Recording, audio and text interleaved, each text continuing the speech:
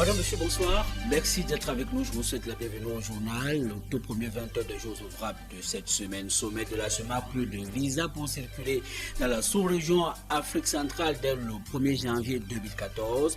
Les commerçants camerounais qui font régulièrement les affaires dans cette sous-région restent tout de même sceptiques par rapport à cette mesure. Le Conseil national de la communication est dans la ville de Douala. Le CNC promet de sévir contre les indélicats. Monseigneur Joseph Béfé Ateba, président du Conseil national de la communication, est notre invité dans la seconde partie de ce journal consacré au débat. Je vous retrouve dans un très court instant pour les détails.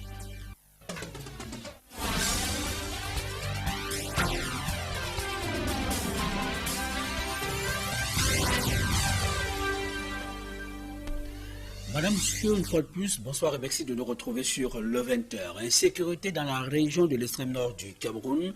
Le sous-préfet de l'arrondissement de Maroua 2e va en guerre contre la secte islamiste Boko Haram. Yaya Daïrou demande au chef traditionnel de son unité de commandement de mettre sur pied des comités de vigilance pour barrer la voie au Boko Haram. Des détails dans ce reportage signé Amadou Daïrou et Étienne Pascal Azegue. Yaya Daïrou a annoncé les couleurs au cours de sa première prise de contact avec ses administrés de Maroua 2e. Dans les cantons de Gaillac, Adogba et Kosewa où il s'est rendu, le discours du nouveau sous-préfet était le même. Le phénomène Boko Haram qui sévit dans le pays voisin ne doit pas prendre corps à Maroua 2e. Ce n'est pas pour notre bien qu'ils sont là. Qu'il n'y ait aucune infiltration dans quelque quartier que ce soit de l'ensemble du canton de Kosewa, des secteurs, qu'ils soient de Boko Haram, qu'ils soient d'autres types de sectes. Et lorsque nous aurons des forces spéciales, des forces de maintien de l'ordre qui viendront à Kosewa pour chercher une présence de Boko Haram, nous n'aurons plus de paix. De nuit comme de jour, nous serons fouillés, nous serons tabassés, nous n'aurons plus notre dignité. Yaya Daïrou poursuit sa mise en garde en demandant aux chefs traditionnels des différents cantons de créer dans l'urgence des comités de vigilance qui auront pour mission de dénoncer toute présence suspecte dans leur village. Et qui ne connaît pas tous les dégâts que Boko Haram est en train de faire au Nigeria, il ne dit pas la vérité. Boko Haram ne choisit pas parce que ce sont des bombes, parce que ce sont des explosifs. Quand on jette une bombe dans un quartier, ça ne choisit pas tel ou tel, ça prend tout le monde. Les populations du canton Kosewa ont par ailleurs profité de cette visite du nouveau sous-préfet pour présenter leurs doléances, notamment les litiges fonciers et la vente anarchique du terrain, avec parfois la complicité de certains chefs traditionnels. Yaya Daïrou a promis mettre un terme à de telles pratiques. Une insécurité qui sévit alors que les chefs d'État et de gouvernement de la sous-région Afrique centrale s'engagent à faciliter la libre circulation des biens et des personnes dans leur communauté. Le sommet de la CEMAC tenu le week-end dernier à Libreville au Gabon a pris une décision. Les citoyens des 6 membres de cette institution n'auront plus besoin de visa pour se déplacer dans la sous-région. Cette résolution du conclave de la CEMAC tenue à Libreville au Gabon prend effet à compter du 1er janvier 2014. Flavien Valondongo. La question de la libre circulation des personnes en zone CEMAC a toujours divisé les chefs d'État de la sous-région Afrique centrale à cause du refus du Gabon et de la Guinée équatoriale d'autoriser le processus sans visa des ressortissants de l'espace communautaire. Alors que depuis 2006, le Cameroun, le Congo, la RCA et le Tchad n'exigeaient plus de visa aux différents usagers. L'engagement pris par les chefs d'État membres de mettre sur route le projet et de façon collégiale au cours du dernier sommet extraordinaire de la CEMAC à Libreville au Gabon entend prendre effet dès le 1er janvier 2014. Les citoyens de l'espace CEMAC pourront désormais se déplacer dans les 6 pays avec une simple carte nationale d'identité ou un passeport. Dans le communiqué final, la conférence a souligné la nécessité pour la CEMAC de continuer à apporter son aide à la République centrafricaine ainsi qu'à ses nouvelles autorités. Prenant part pour la première fois à ce grand rendez-vous, Michel Djotoja, le nouvel homme fort de la RCA, a manifesté sa satisfaction, d'autant plus que les pays de la sous-région ont décidé d'accroître les effectifs de leurs forces communes et surtout en lui apportant un soutien financier de 25 milliards de francs CFA pour le renforcement de la sécurité en République centrafricaine. La délocalisation provisoire du siège de la commission de la CEMAC était aussi à l'ordre du jour des travaux de Libreville. La Guinée équatoriale et le Gabon étaient candidats, mais les chefs d'État ont fait le choix du maintien de l'institution à Bangui, capitale centrafricaine. C'est une mesure maintenant son application à Douala. Des personnes qui vont régulièrement dans les pays voisins, notamment des commerçants, se montrent tout de même sceptiques quant à l'applicabilité de cette mesure, eu égard à la xénophobie qui prévaut dans certains pays de la CEMAC. Jean-Johnny Mpek et Flok Tanko Bensi. Les Camerounais qui se rendent dans certains des 6 pays de la zone CEMAC disent vivre des atrocités au niveau de certaines frontières. Ces derniers sont d'ailleurs terrorisés à l'évocation du simple nom d'un des pays de la zone. Hors caméra, ces Camerounais disent faire face à la xénophobie et à des cas d'escroquerie. Ils avouent débourser des sommes d'argent contre leur gré pour négocier le passage aux frontières. L'idée de la libre circulation des personnes dans la zone CEMAC, prônée par les chefs d'État, est bonne, mais il va encore falloir qu'elle soit appliquée sur le terrain. Avec les cartons passés, mais simplement, à partir de 5 ans, il fallait être pourchassé de la Guinée comme je ne sais pas quoi. Donc, si après 17 ans, on peut rester encore, ça va. Parce que chaque fois qu'il est 5 ans, on doit aller vers les frontières pour tirer les cartes d'identité pour partir. Parce qu'il y a le moment où on va faire les achats et qu'on doit dormir. Et là, on a toujours des soucis parce qu'il faut rentrer au Cameroun pour repartir le lendemain. Au sujet de l'intégration sous-régionale, des Camerounais, notamment des commerçants, disent attendre des actions qui iront au-delà de la libre circulation des personnes. À côté de ça, si on pouvait avoir au même l'équilibre des prix pour pouvoir mieux faire les échanges intercommerciaux. Parce que moi, je crois que c'est ce que je réclame le plus. De savoir que s'il y a un produit qui est importé depuis la Guinée, qu'on puisse nous la faire vendre au Cameroun au même prix que la Guinée équatoriale. Toutefois, beaucoup font de leur espoir sur le nouvel engagement des chefs d'État de faciliter la libre circulation des personnes dans la zone CEMAC dès janvier 2014. Et le gouvernement camerounais siffle la fin de la récréation dans la formation médicale. Le tout premier concours national unique aura lieu le 17 septembre prochain. 800 places pour tous les candidats, y compris ceux qui sont en formation dans les centres dits clandestins. Marcelin Gangsop. C'était l'une des principales recommandations de la commission Soso et elle n'a pas tardé à être mise en œuvre par le gouvernement. Le 17 septembre prochain, ceux des Camerounais qui ont la prétention d'embrasser la profession médicale devront se présenter à un concours national unique. Seule porte d'entrée, aussi bien dans les institutions publiques que les structures privées de formation médicale. Il y aura peu de recrutement en tant que tel, organisé par les facultés, c'est-à-dire concours organisé par la faculté de médecine de Yaoundé, ça n'existe plus. Concours organisé par l'université de Bamenda, ça n'existe plus. Et la même chose pour les institutions privées d'enseignement supérieur. À partir de là, l'État a donc le contrôle des admissions dans la formation médicale. La sélection va amener certaines institutions soit à s'améliorer rapidement, soit alors à jeter la clé sous le paillasson. Si cet examen est ouvert à l'ensemble des Camerounais, on a bien compris que ceux des étudiants inscrits dans les établissements dits clandestins ont plus d'intérêt à concourir.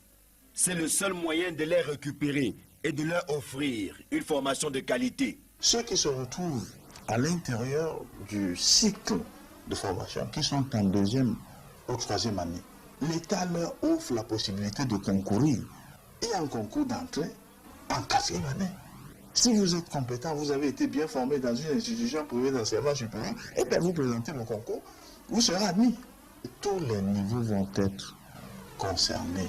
Donc l'État a pris des mesures en même temps de sélection, mais qui permettent d'emblée déjà, avec les textes qui ont été signés, à prévoir les problèmes d'intégration dans le circuit. Le concours du 17 septembre est ouvert pour le recrutement de 500 médecins, 150 chirurgiens dentistes et 150 pharmaciens. Donc s'effectue désormais la répartition des admis dans les différentes structures de formation. Le professeur Maurice Aurélien Soso, qui a conduit le comité d'évaluation multipartiste pour l'assainissement du secteur, répond au micro d'Equinox Télévision. Et généralement, c'est le classement de l'étudiant. Les premiers étudiants choisissent là où ils veulent aller. Le deuxième élément, ce sont les ratios d'encadrement. Si un établissement ne peut prendre que 40 étudiants, on ne va pas lui envoyer 50. Je vais vous dire que ça va être peut-être l'épreuve la plus difficile. Ce n'est pas parce qu'on a un amphi qui prend 200 places qu'on est capable d'encadrer 50 étudiants. Les ratios d'encadrement, c'est le nombre d'enseignants. Les ratios d'encadrement, c'est le nombre de places dans les laboratoires. Ce n'est pas évident. Tout ne va pas se résoudre en un jour, mais il y a déjà des voies. Ceux qui sont à l'intérieur devront s'arrimer à cette nouvelle réforme. Et toujours en éducation, les examens probatoires en sciences et techniques tertiaires ont démarré ce jour. Braver les obstacles rencontrés l'année dernière, réussir à tout prix, non à tous les prix à cet examen cette année. Voilà les défis que se fixent les candidats qui reprennent l'examen en cette session au lycée de Koumassi, un centre d'examen dans la ville de Douala. Voici le reportage de Florian Fandjo. Dans cette cour, sur 10 élèves interrogés, environ 7 passent l'examen probatoire au moins pour la deuxième fois. Pour certains, la cause de leur échec, ce sont des matières qu'ils considèrent comme leur bête noire. Ce qui a eu à me bloquer, c'était la matière professionnelle, où je ne m'en sortais pas très bien.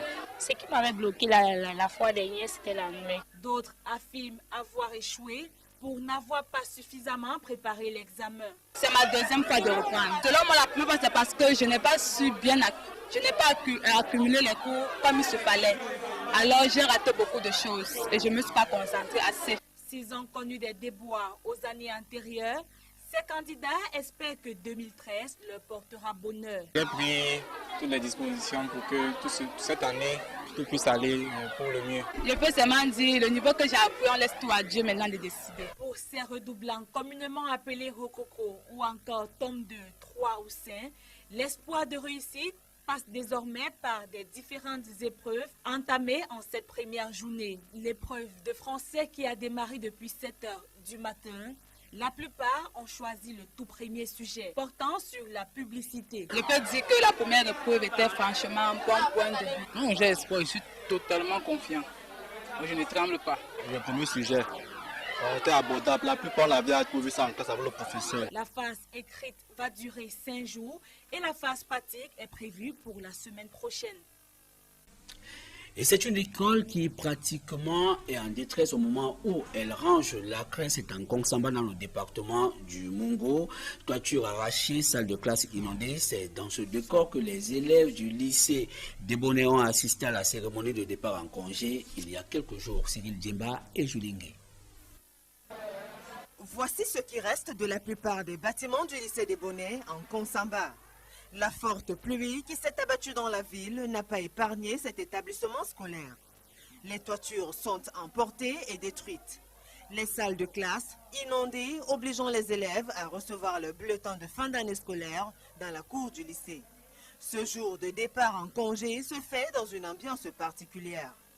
Parents et autorités sont réunis, occasion pour les responsables de rappeler le travail abattu par ces derniers afin que la discipline règne. Le bilan fait état d'eux. 95 élèves au total qui ont été traduits. 65 ont écopé des sanctions allant de 3 à 8 jours d'exclusion par jour. 2 ont été acquittés et 7 ont été définitivement exclus conformément au règlement intérieur pour des motifs divers. Agression à main armée, menace de mort à l'endroit des encadreurs, vente de livres. C'est pour nous l'occasion de rappeler aux élèves qu'aucun d'eux n'est au-dessus de ce texte. J'entends par là le règlement intérieur. L'année scolaire s'achève dans ce lycée sous le triple objectif de la maximisation des résultats scolaires, l'amélioration de la pédagogie par la couverture qualitative et quantitative des programmes et la mise en place du conseil de discipline. Ces objectifs semblent s'intégrer progressivement dans les mœurs des élèves du lycée Debonné. Ils espèrent retrouver leur salle de classe avec des toitures neuves pour le compte de l'année scolaire 2013-2014. Et pour refermer notre dossier consacré à l'école, est-ce un paquet minimum en différé ou encore en avance par rapport à l'année scolaire prochaine? 60 tables bancs pour les élèves de l'école publique de Tikang, c'est dans la région du nord-ouest du Cameroun. Cette action est de la commune d'arrondissement de Bamenda 2e qui vise à rendre un peu plus confortable le séjour des apprenants dans cet établissement scolaire. Edmond Dini et Viviane Kamwa. L'école publique de Tinkang est dans un état de délabrement avancé. Les murs sont décrépits. Les fenêtres sont quasi inexistantes. Les élèves s'asseyent à 4, voire 5 sur un banc. Un cas pas du tout isolé dans cette région du nord-ouest où il y a quelques mois, les élèves de l'école de Matriforme ont vu le toit de leur école emporté par une violente tornade. Dans l'optique d'améliorer le confort des élèves de l'école publique de Tinkang, le ministère de l'Éducation de base, à travers la commune de Bamenda 2, vient d'offrir 60 tables bancs aux 273 élèves de cet établissement. Because it helped me to support my books. Ces enfants disent être heureux car ils avaient coutume de tenir leurs livres en main. Dès cet instant, ils pourront étudier confortablement assis. Une émotion partagée par les responsables de cet établissement scolaire à qui il a été recommandé une utilisation responsable et rationnelle. Efficace pour ne pas laisser les bancs cassés, pour garder les bancs, pour que les enfants qui vont venir, disons, 10 ans ou 20 ans après, ils vont toujours trouver ces bancs et ils vont aussi bien utiliser. L'année scolaire 2013-2014 s'annonce donc sous de meilleurs auspices pour les élèves de Tinkang dans la région du Nord-Ouest.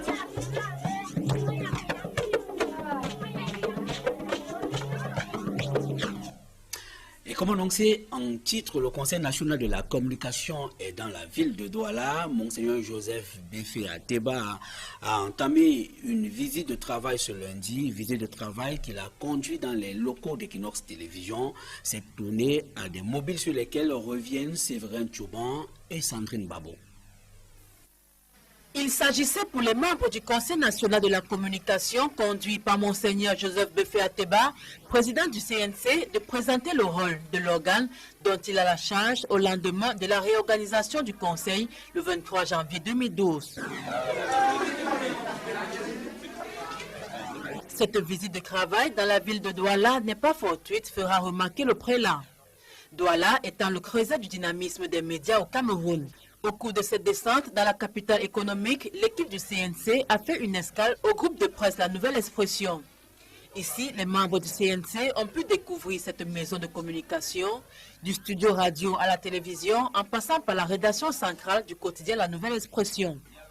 Occasion pour Monseigneur Béfé Ateba de se prêter au jeu des responsables de la rédaction, notamment sur l'objet de sa visite dans la région du littoral, sur les mesures que le CNC entend prendre face aux dérives observées dans le secteur communicationnel au Cameroun par certains médias qui ne respectent pas la déontologie en la matière. Pour le Conseil national de la communication, il est temps de passer à une étape de tentative d'exercer sa phase de régulation dans les médias.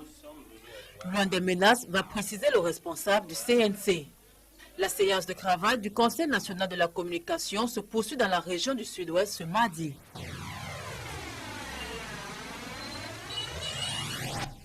Et Monseigneur Joseph Béfé Ateba, le président du Conseil national de la communication, est l'invité dans la seconde partie de ce journal consacré au débat du sport football. Dans cette édition, éliminatoire Coupe du Monde 2014, le Togo et la République démocratique du Congo éliminés dans le groupe I. Le Cameroun et la Libye restent les seuls à se disputer l'unique ticket en jeu pour le troisième et dernier tour qualificatif Brésil 2014. Jean-Paul Chouniat.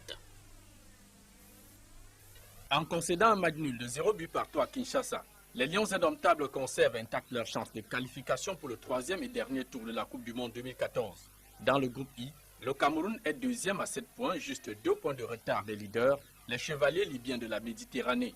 Étant donc encore en course, le Cameroun a un impératif de victoire dans un match coupe-gorge contre la Libye le 6 septembre prochain au stade Amadou Ahidjo de Yaoundé. Un nul suffirait aux Libyens pour passer au dernier tour de ces éliminatoires de la Coupe du Monde. Étape décisive pour le rendez-vous brésilien de 2014. Le Cameroun ou la Libye rejoindraient 9 autres qualifiés pour un tournoi à élimination directe. La Côte d'Ivoire, l'Algérie, l'Égypte, la Tunisie et l'Éthiopie n'attendent plus que les 5 autres qualifiés, parmi lesquels peut-être le Cameroun. Une fois les 10 sélections nationales qualifiées connues, un tirage au sort déterminera 5 groupes de 2 équipes le 16 septembre 2013 au siège de la Confédération africaine de football au Caire. Dans un système à élimination directe en match aller et retour, sortiront les 5 qualifiés qui prendront part à la phase finale de la Coupe du Monde au Brésil en 2014. Et cette information qui prospère depuis cet après-midi, la FIFA vient d'accorder 3 points au Cameroun, portant ainsi son compteur à 10 points après le match contre le Togo. Le Togo, dont l'irrégularité vient d'être reconnue après que cette sélection a aligné un joueur qui ne remplissait pas les conditions nécessaires pour la compétition.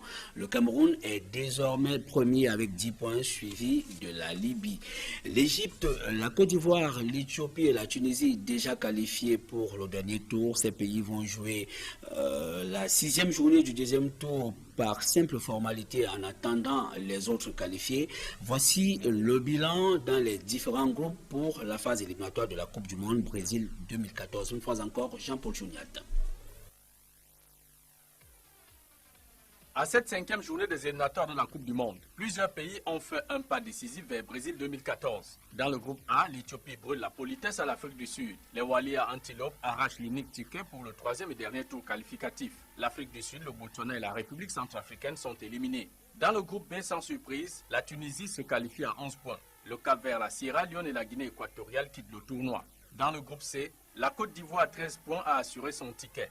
Grosse déception pour les Lions de l'Atlas du Maroc qui sont out de la compétition à 8 points. Tout aussi éliminés la Tanzanie et la Gambie. Dans le groupe D, la 6e journée s'annonce très serrée entre le Ghana à 12 points et la Zambie 11 points. La rencontre pour le ticket final au 3e tour aura toutes les allures d'une finale. Un remake. Dans le groupe E, mano à mano entre 3 challengers, mais surtout entre le Congo-Brazzaville 10 points et le Burkina Faso 9 points. Les Diables Rouges ont un impératif de victoire pour éviter toute surprise des étalons du Faso, ou même des Panthères du Gabon, en ballottage favorable à 7 points. À la dernière journée, le Congo jouera son destin face au Niger, déjà hors course vers Brésil 2014.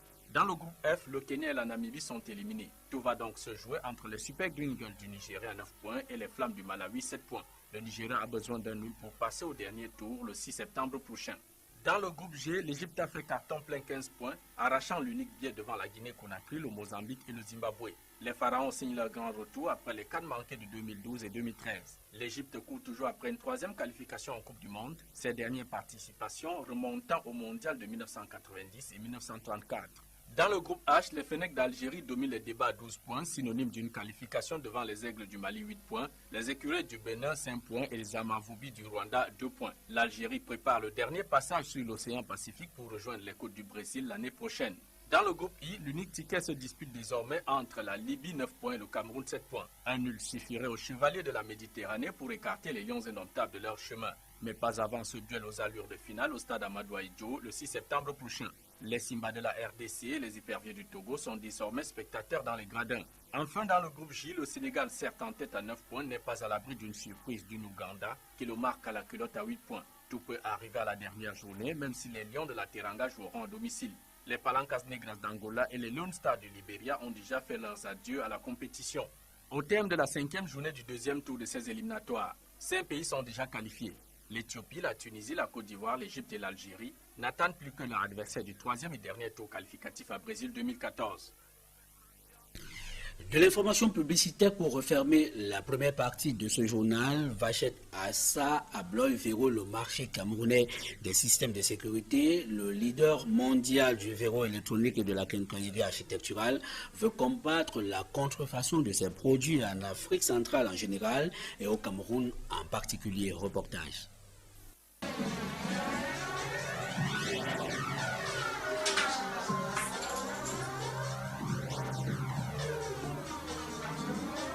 Des systèmes de sécurité de la quincaillerie architecturale qui s'exposent dans cette salle d'un palace de la ville de Douala, plutôt rare. Mais pour ouvrir les portes du mystère, Étienne Durade, responsable commercial Afrique centrale, Vachette Assa Abloy, détient les clés. Vachette a un gros problème de contrefaçon finalement sur le Cameroun et sur toute la zone Centrafrique. On est en train de lutter activement pour éviter cette détérioration de l'image Vachette, mais aussi pour satisfaire le client pour qu'il achète du vrai Vachette quelque part.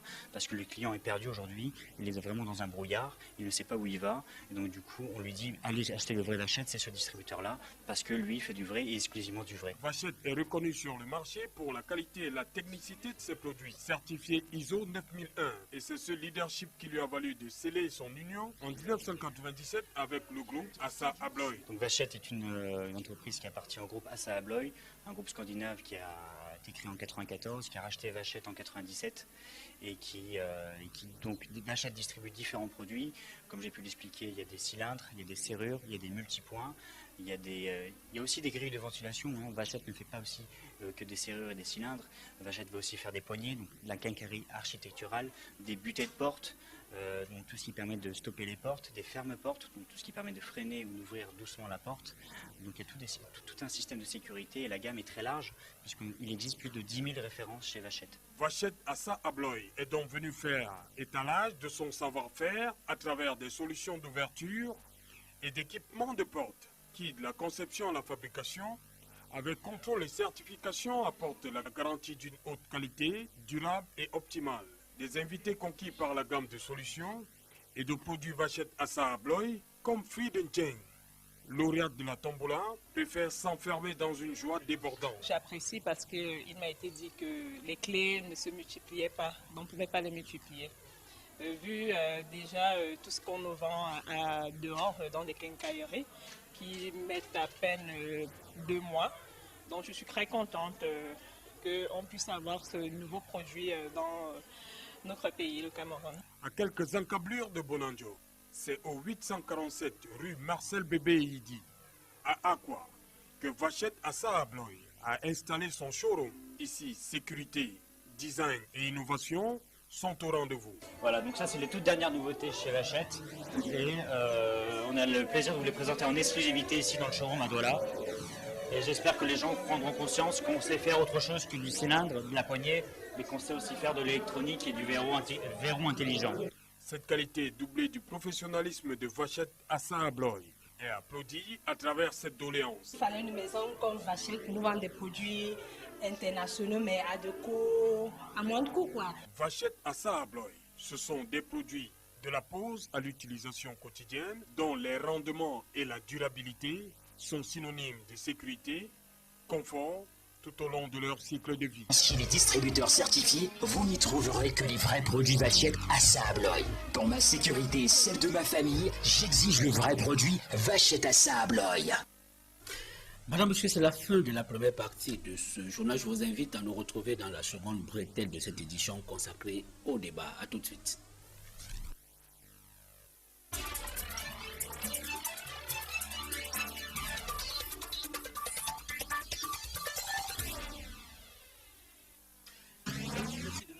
Seconde partie de ce journal consacré au débat. Comme annoncé à l'entame de ce journal, ce soir, Monseigneur Béfé Adeba, le président du Conseil national de la communication, en visite dans la ville de Douala dans quelques médias. Nous avons l'honneur de le recevoir dans la seconde partie de ce journal consacré au débat. Bonsoir, vous êtes Béfé Adeba. Bonsoir. Alors, vous êtes à Douala, dans quel contexte est-ce que vous placez votre visite dans les médias? Une visite, j'allais dire, de travail. Parce que Douala figure, le littoral est la première région que nous visitons dans le cadre d'un programme qui nous conduira dans plusieurs régions du Cameroun. Dans la foulée, cette semaine, nous allons en visiter 2, dont le littoral et le sud-ouest. Cette visite s'inscrit dans un programme de présentation du conseil à nos partenaires naturels que sont les médias. Au terme du décret du 23 janvier 2012, où le Conseil a été réorganisé, il nous a paru urgent, important, utile de venir sur le terrain et expliquer aux médias l'ossature de ce décret-là. Présenter le Conseil, sa nature, ses missions. Et c'est dans ce cadre-là que nous nous retrouvons dans les différents organes de médias aujourd'hui à Douala, qui est le creuset, j'allais dire, un bouillon de dynamisme dans les médias au Cameroun. Il fallait commencer par là. Est-ce que vous n'avez pas le sentiment aujourd'hui que cette visite arrive un peu plus tard parce que ça fait environ 2 ans que vous trônez à la tête du Conseil national de la communication. Je ne trônais pas. Vous avez le sentiment à un moment donné qu'il y a péril dans la demeure. Le mot trôner est indu. Dans le décret qui me nomme, il n'y a pas le trône, il y a la présidence. Je pense que c'est plus juste. Cette visite ne vient pas tard parce qu'elle avait déjà été prévue. J'avais déjà annoncé aux médias du sud-ouest et du nord-ouest que je leur rendrais visite quand j'étais seul. Parce que la partie anglophone me semblait encore pas vraiment prise en charge. Douala devait venir plus tard, mais quand le conseil a été nommé entièrement, ensemble, nous avons senti le besoin de venir d'abord à Douala, parce que la nomination des membres du conseil ne date pas d'un an, c'est hier. Donc, c'est un programme d'un conseil totalement pourvu que nous sommes en train de déployer sur le terrain. Quelques semaines après la nomination des 9 membres du Conseil national de la communication qui vous accompagne, vous avez pris un certain nombre de décisions qui ont fait couler beaucoup d'encre et de salive. D'ailleurs, il y a beaucoup d'observateurs qui ont estimé que le Conseil national de la communication a une main délicatement lourde. Je vous assure que si vous regardez alentour, vous trouverez que nous sommes tendres. Au Gabon, 35 organes de presse viennent d'être suspendus. Et pour des questions qui au Cameroun soulèveraient un tollé et qui là-bas sont des tabous. Le Conseil national de la communication du Cameroun est dans une phase de tentative d'exercer sa mission de régulation. Je ne vais rien vous cacher, il faut parler le langage de la franchise. Le Conseil sera mené dans la mesure du possible à être encore plus dur. Envers malheureusement des récalcitrants qui pensent que le Conseil est en train de rire, ou comme ils l'ont appelé en temps opportun, un grand machin, ou je ne sais pas encore quoi. Il y en a qui, malgré ces sanctions continues, je ne cesse de répéter, comme je l'ai déjà dit dans un autre cadre en radio Equinox ici, que le Conseil a un éventail de mesures et je ne souhaite pas les utiliser quand le Conseil en vienne à les déployer. Si quelqu'un des oreilles qui l'entende, mais ce n'est pas le seul visage du Conseil, ce n'est pas simplement un père. C'est pas une menace. Vous avez le sentiment aujourd'hui que vous avez épuisé suffisamment la carte de la pédagogie. Nous n'avons même pas commencé. La carte de la pédagogie, parce qu'on se souvient que lorsque vous installiez les 9 membres, vous avez prescrit beaucoup plus de pédagogie, mais on a eu le sentiment, après la suspension de certains programmes dans les médias et même de certains présentateurs de ces programmes, que vous avez été beaucoup plus répressif et que vous avez ramé à contre-courant des prescriptions que vous avez faites dans des vidéos de rideau. Le Conseil n'a pas une démarche pédagogique, mais ce n'est pas prévu que nous nous arrêtions là. Il est prévu que s'il n'y a pas, si les gens n'obtempèrent pas, qu'on secoue, pas seulement un peu. Ça va de l'avertissement à la suspension, peut-être temporaire et voire définitive plus tard. C'est pour cela qu'il est bon que les médias s'imprègnent du décret pour nous éviter d'en arriver là. La démarche pédagogique commence déjà par l'appropriation par les acteurs du décret. Et on constate que peut-être que ce décret, je dois vous le dire pour le déplorer, qu'il n'a pas été lu par les hommes et femmes de presse. Je ne sais pas s'ils l'ont lu. C'est donc notre devoir maintenant de faire en sorte qu'ils sachent qu'il peut y avoir au bout du fil quelques petites sanctions désagréables. C'est pas une menace, hein. Monseigneur Joseph Défé-Anteba, où est-ce que vous pensez qu'on devrait mettre un peu plus d'accent dans la régulation et dans la collection, dans les médias, notamment pour prendre ce secteur d'activité qui sont régulièrement constitués, ou alors dans les médias qui ne sont pas régulièrement constitués, qui font échec à la libre concurrence? Je vais prendre pour exemple les chaînes de télévision par câble qui prospèrent sous le nez à la barbe des autorités, pourtant investissent d'un pouvoir de sanction. Nous avons évoqué ce problème lors des États généraux de la communication et c'est un des points sur lesquels le Conseil doit se pencher. Parce que quand on parle aujourd'hui dans les réseaux de médias, des instances de régulation, on parle beaucoup plus de savoir comment réguler jusque-là. Parce qu'il y a des canaux qui échappent à la régulation parce qu'ils sont au-delà au-dessus des frontières nationales. Comment, par exemple, vous évoquez que c'est Calamé, il y a aussi Internet. Il faut pouvoir réguler Internet parce qu'Internet jusque-là échappe à la régulation, tout au moins chez nous. Et toute tentative de le réguler s'est soldée, même là où on a essayé, comme en Chine ou dans les pays arabes avec les printemps arabes, on n'a pas vraiment réussi à stopper le phénomène des réseaux sociaux, par exemple. Voilà, vous avez un avis. Bon, maintenant, peut-être je peux poser la question de savoir si l'avis dans l'octroi des licences, notamment dans le secteur des fréquences, cet avis est-il consultatif ou délibératif? Eu égard de tout ce il est conforme, eu égard à cette floraison de médias non conformes, si vous permettez l'expression, est-ce que vous comptez radicaliser votre ton? C'est pas une question de radicalisation, c'est une question d'appel à la conformation à la loi. L'avis conforme signifie que les instances chargées de donner les licences ne peuvent pas le faire si le conseil n'a pas donné son avis. Si cet avis est contraire, l'instance qui donne la licence, cette licence-là n'est pas valide parce qu'il y a une vice de forme. Et si nous faisons un rappel sur cette disposition, ça ne veut pas dire qu'on radicalise. Il faut que la liberté de créer des entreprises soit néanmoins obéisse aux critères définis par le législateur qui a voulu que cette liberté soit accompagnée de ces mesures-là. Ce n'est pas le Conseil qui invente ces mesures. Donc, rappeler ces mesures ne signifie pas radicaliser. Je dois faire ici appel à ce que j'appellerais l'anthropologie du droit ou une psychologie du droit au Cameroun. Chaque fois que vous rappelez la loi, ça irrite. Il y a une certaine adversité, hostilité vis-à-vis des principes. Dès que vous rappelez qu'il y a un principe ici, ça irrite. Mais vous savez, la démocratie, ce n'est pas l'anarchie, ce n'est pas le règne du libre arbitre. Il y a des règles en démocratie. On doit les rappeler à un moment ou à un autre. Dans une société organisée, il y a des principes. Et ces principes existent. Malheureusement, il faut des gens qui doivent assumer ce rôle de rappel. C'est le cas du Conseil. Et que vous pensez que dans le contexte actuel du Cameroun, on peut assister à une émergence d'une presse pratiquement libre?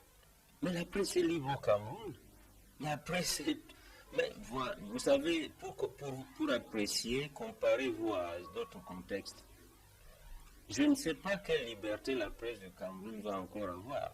Dans un contexte où, moi, je vois des pays environnants, où dès que vous touchez à quelque chose concernant une personnalité publique, disons le chef de l'État, ça peut vous valoir quelques petits jours dans une institution carcérale.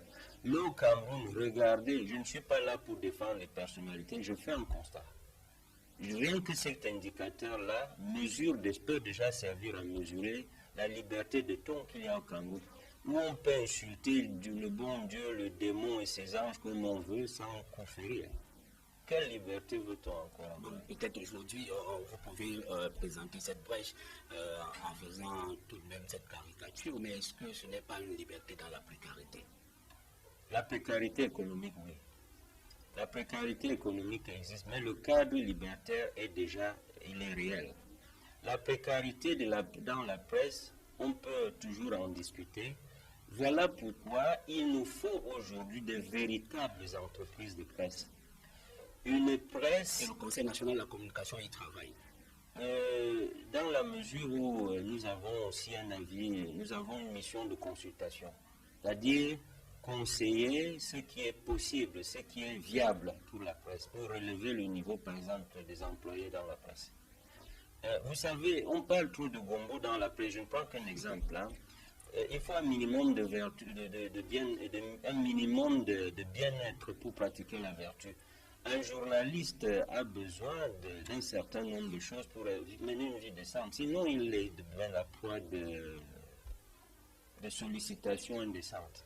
vous êtes dans une chaîne professionnelle, je ne vous fais pas le dire. Equinox Télévision a été encouragé et félicité après les toutes premières élections sénatoriales au Cameroun. Alors, quelle est l'opinion que vous avez aujourd'hui de cette chaîne, puisque vous y êtes? Je m'associe à ces félicitations. Merci, Monseigneur Joseph B. Fatiba. Merci d'avoir accepté ce plateau. Je rappelle que vous êtes le président du Conseil national de la communication. Merci de nous avoir prêté de votre temps, madame, monsieur. Merci de nous avoir suivis. Nous sommes arrivés au thème de ce journal. Je vous retrouve demain lorsqu'il sera 20h. Bonsoir. Merci.